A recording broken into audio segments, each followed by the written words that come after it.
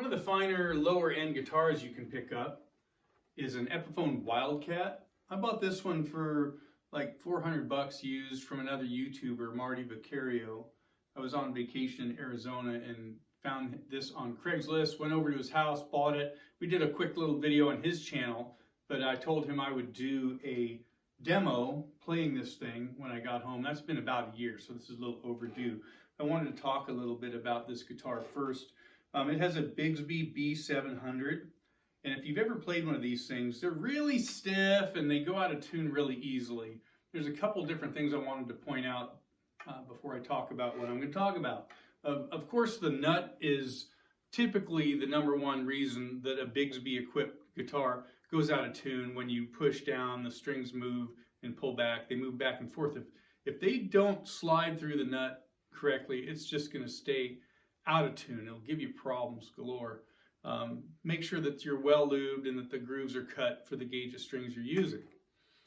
You have to also make sure that there's a lot of moving parts that need lubrication. Make sure everything's lubed up and moves pretty good.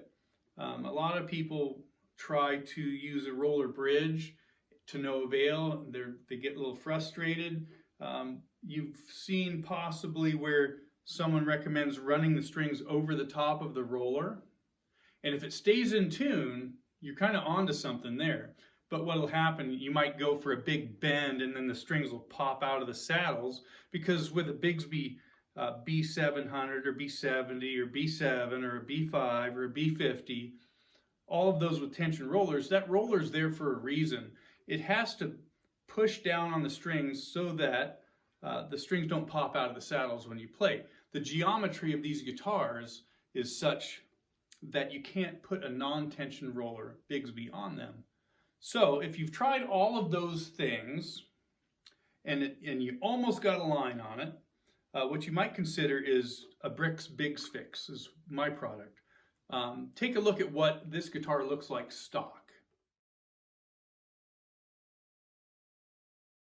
Now if you notice, the break angle as the strings come over the bridge and under the roller is quite drastic on a stock Wildkat. So I've installed a BricksBiggsFix on this, which relieves that tension. Now keep in mind, this is not a silver bullet fix. This is not the first thing you want to try. You have to make sure all of those other areas are handled, and when you're just about ready to give up on your guitar, you might give this a shot. This might be the saving grace. So I put one of my super squishy springs on here as well. This thing is super, super, super, super soft compared to a stock spring with the stock roller. So there's a song that's been stuck in my head since I was around 6 years old called The Alley Cat. It's kind of a standard from years and years ago. So I'm going to play my rendition of The Alley Cat on this Wildkat.